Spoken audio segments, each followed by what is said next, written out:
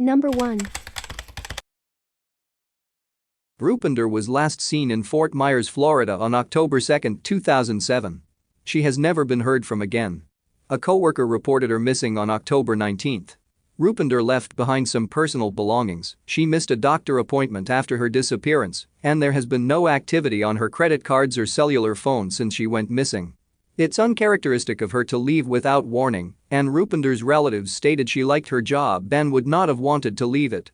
Her loved ones also described her as a devoted mother to her 2-year-old son, who had special needs. Rupinder married Kulter Singh Garaya in her native province of Punjab in India in 2006, and the couple emigrated to the United States later that year. It was an arranged marriage. Kulter had been previously divorced, something Rupinder's family didn't find out about until after she disappeared. Divorce is very uncommon in India. Rupinder's relatives described the couple's relationship as unhappy. Kulter was arrested for domestic battery on May 17, 2007. Rupinder had abrasions on her neck and accused her husband of choking her and threatening to stab her after she took away his car keys to stop him from driving drunk. Kulter spent the night in jail and received anger management counseling. Rupinder obtained a restraining order against him, but the couple reconciled a few months later and began living together in the Montego Bay apartments on Colonial Boulevard. They were still living together when Rupinder disappeared. Kulter left the country with their son shortly after Rupinder was reported missing and traveled back to Punjab. When he arrived, he had some of Rupinder's belongings, including her clothes, wedding ring and makeup. He returned to the United States months later and ultimately gave their son over to the custody of the state. The child has since been adopted by a Florida family. Kulter stated his wife had extramarital affairs with 2 men and had possibly ran away with a lover. Over the years he suggested New York, California, Texas, Ireland and Orlando, Florida as possible locations for her. Rupinder's loved ones stated she was not unfaithful, and investigators have found no evidence that she had a boyfriend. A photo of Kulter is posted with this case summary. In early 2015, he was charged with second-degree murder in his wife's disappearance. At the time of his arrest, he was already in jail for aggravated assault. He allegedly admitted the crime to several people, although he gave different accounts as to how Rupinder had died. He threatened people, saying he would make them disappear like my wife. He told one person he had strangled her and others that he'd paid someone to kill her. In September 2015, he was convicted of second-degree murder and was subsequently sentenced to life in prison. Rupinder is a registered nurse. She had been employed at the Southwest Florida Regional Medical Center but was on medical leave from her job at the time of her disappearance. Her case was featured on the television show Cold Justice in March 2015. Foul play is suspected in her disappearance due to the circumstances involved. Number 2. Karam disappeared with his mother, Georgia Brown. They were last seen leaving Brown's mother's home in Port St. Lucie, Florida on September 22, 2017. Brown was driving a silver 2003 Toyota Camry with the Florida license plate number ends Q75. A photo of a similar vehicle is posted with this case summary. Brown had been living in Parkland, Florida, but had moved in with her mother because of some marital problems. According to her mother, Brown got a phone call that night and seemed very distressed, frightened and in a hurry afterwards. She and Karam left at 12:30 a.m. and never arrived at their destination. Her mother reported her missing 3 days later. Since her disappearance, Brown's cellular phone has been turned off. A felony warrant for interference with custody was issued for Brown on November 28, 2017. She and Karam were known to be in Broward County, Florida after they disappeared, but their current whereabouts and well-being are unknown. In spite of the warrant for Brown's arrest, her mother stated it's completely uncharacteristic of her to leave without warning, and she fears Brown and Karam met with foul play. Karam was a 4th-grade student in Parkland at the time of his disappearance. His disappearance and his mother's remain unsolved. Number 3. Shanythia left her family's residence in the 1600 block of North Cypress Road in Pompano Beach, Florida, at 5 a.m. August 26, 1993. She planned to take her boyfriend to work. Her mother got up at 8 a.m. She assumed Shanythia was in her bedroom, as the bedroom door was closed and her car was parked in the driveway. Investigators believe Shanythia may have left her home again at 8:30 a.m. Shanythia's mother came home from work at 10 p.m. and her daughter wasn't home. She thought Shanythia was with her boyfriend and went to bed without worrying about it. She woke up at 3 a.m. and realized Shanythia still wasn't home and had missed her 1:30 a.m. curfew. Shanythia's family waited the rest of the day for her to come home, then reported her missing early in the morning 2 days after her disappearance. None of her clothes were missing, she did not pick up her paycheck from work, and there has been no activity on her bank account since her disappearance. Shanythia's white 1992 Pontiac Lehman's was discovered locked and abandoned in the parking lot of the Days Inn Motel in the 1400 block of Northwest 31st Avenue in Pompano Beach on August 29. Her purse was under the front seat. Inside was a false identification card for Shanythia in the name Taquerta C. Montgomery. There was no sign of Shanythia at the scene, but she may have been seen talking to an African-American male at that location. The man was driving an 18-wheeler truck with a blue cab and New Jersey license plates. He has never been identified. Shanythia has never been heard from again. In 1995, an individual told police Shanythia's body was buried in the yard of a residence in the 2800 block of Northwest 4th Street in Pompano Beach. Authorities searched the area but failed to find any evidence. Shanythia's case remains unsolved. She is a graduate of Eli High School and worked part-time as a cashier at Kmart in 1993.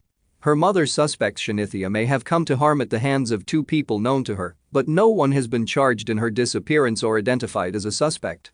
Some agencies state she disappeared on August 27 or August 29, 1993. Number 4. Greenshields was last seen in Tampa, Florida on October 31, 1989. He celebrated Guavoin, Tampa's Halloween festival, dressed as the Batman character the Joker. He apparently returned to his apartment afterwards. He has never been heard from again. He left almost all of his belongings, including his Joker costume, clothes, shoes, car keys, gold jewelry and late-model Jeep Cherokee, behind at his home. Only his wallet was missing. Greenshields served 3 years in the Army after his graduation from Chamberlain High School. In 1987, he was sentenced to 3 years as probation for illegal possession of the drug Valium. He paid all his fines and kept in contact with his probation officer as required. In January 1990, several months after his disappearance, police issued a warrant for his arrest for probation violation. His probation was almost over by the time he disappeared, and his probation officer stated he didn't fit the profile of someone fleeing from the law. Greenshields' driver's license expired in 1992, and he never renewed it. The circumstances of his disappearance are unclear. Number 5. Robert Louis Grossman was born 11 November 1978 and was 18 years old when he went missing from his Boca Raton, Florida residence on 3 August 1997 at 9:30 p.m., although I also saw 12:11 a.m. listed as the time he was last seen. That evening, he and his mother got into an argument. She wanted him to go to bed early so that he would be well rested for work the next day, but he did not want to. After they talked, he watched TV for a few more minutes before he all of a sudden went out the front door, according to his mom. Because Robert, who sometimes went by Bobby, had a bad temper, she thought nothing of it and went to bed, assuming that he had merely gone to a friend's house to calm down. However, when no contact could be established and he had not returned home after 2 days, he was reported missing. Robert was wearing nothing but blue shorts when he left, and he had no money or identification. Additionally, he had no forms of transportation besides his own 2 feet. To my understanding, there were no major updates in the case in between the time of his disappearance and 20 October 1997, nearly 3 months later, when his girlfriend received an anonymous call from a man who claimed that Robert's body had been dumped in a canal nearby. A police helicopter searched the canals around Boca Raton, but this search turned up nothing. And that's seemingly where things end. Like I said, not a whole lot of information. So, there are definitely some questions that come to mind. In my opinion, there's absolutely nothing suspicious about the disappearance itself. I think that it's entirely likely that he did just go take a walk around the block to cool down. But what happens after that is completely up in the air. Did he meet some foul play while he was out? Was he involved in a traffic accident that was covered up? Did he run away? If so, where did he go? How deep did the police dig into the call? Did they only search the canals via helicopter, or did they have boots on the ground? Unfortunately, I don't think there will ever be answers as to what happened to Robert Grossman. As people pointed out, his height is listed as being 5'8" by some sources and 5'1" by others. I'm going to say that 5'8" is the accurate height, as that is the description given by the newspaper at the time of his disappearance. Authorities stated Grossman had no problems at home and wasn't involved with gangs. He was a senior at Spanish River High School, had a part-time job as a camp counselor at St. Andrew's School, and planned to go to college.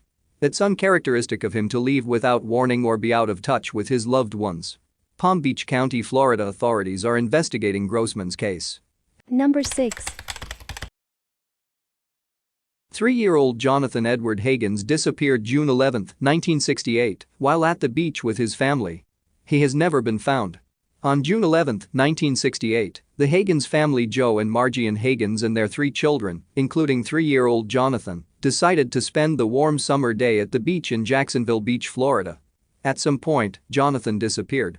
Witnesses claimed they saw him following behind Joe as Joe walked towards a snack bar area. Police were called, but they assumed Jonathan drowned in the ocean. Joe and Margie never believed their son was dead. Despite interviews with those who knew the little boy and searches along the beach, Jonathan was never found. In 1989, 21 years after Jonathan vanished, a man telephoned Margie claiming to be her long-lost boy. She agreed to meet the man. The next day, David Bonnable flew to Tallahassee to meet the Hagans. Margie took one look at him and believed it was Jonathan.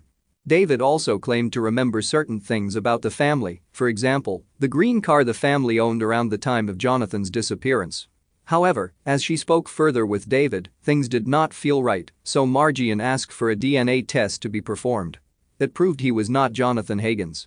David Bonnable was actually from Mexico, born to Mexican parents. Once his identity was revealed, he changed his stories about his identity and Jonathan's fate. David Bonnable was nothing but a con man. Jonathan Edward Hagans has never been found. His family has always believed he was kidnapped and may still be alive. He would now be 51 years old. There isn't a lot of info on this case. It's kind of hard to say what happened here. The main reason I wrote about it is because it's old, and I don't want this little boy forgotten. This was a summer day on a beach. The mean temperature for that day was 82 degrees, so there was probably several people at the beach that day. Witnesses say they saw Jonathan walking behind his father on his way to the snack bar area, but there doesn't appear to be any more sightings after that, which is strange. It's easy to say Jonathan walked into the water and drowned. After all, he was only 3 years old. I'm just not sure that's what happened here. If he was abducted, there were no sightings of an actual abduction taking place, which could mean Jonathan willingly went with whoever kidnapped him. People at the beach could have thought the person was a parent. It's just strange that this kid disappeared in broad daylight at a public place without more sightings of him. I don't know what to say about Bonnable. Yes, he was a con man, but I am curious how he knew the information about the Hagans. Jonathan has a brother and sister, but I was unable to find any info on them or their parents. I did see that a Margie Hagans passed away in 1992, but I'm not sure it's Jonathan's mother. Number 7. Brandy was last seen leaving the Malabar Volunteer Fire Department where she worked in the 1800 block of Malabar Road in Malabar, Florida at 10:45 p.m. on August 17, 2006. She was supposed to work a full night shift but left work early, saying she needed to go home. She drove away in her green Chevrolet truck and has never been heard from again. Her truck was found submerged in a nearby pond off Treeland Boulevard the following day. A photograph of the truck is posted with this case summary. A substantial amount of Brandy's blood was found inside the cab, although there was not enough blood to prove she was dead. Brandy's firefighting equipment was also found in the pond, as was her cooler. The soda and beer in the cooler were still cold to the touch. An extensive search of the pond turned up no sign of Brandy's remains. Authorities do not believe her body is there. Brandy's backpack was found in a canal in western Indian River County, Florida in June 2007, 10 months after her disappearance. Inside were some of her personal belongings. A photo of Brandy's husband, former Osceola County Fire Chief Jeffrey Ray Hall, is posted with this case summary. Jeffrey and another ex-firefighter were arrested and charged with growing and selling marijuana on the Hall property in Palm Bay, Florida in July 2005. The men allegedly sold large amounts of marijuana every 2 months and made approximately $30,000 in profit with each sale. Brandy was arrested also, although she said she was unaware of her husband's activities. Most of the charges against her were dropped for lack of evidence, and she was released. She was still charged with commercial littering and pollution, however, and was scheduled to go to trial in October 2006, 2 months after she went missing. At the time of her arrest, Brandy had been working as a firefighter for the Palm Bay Fire Department.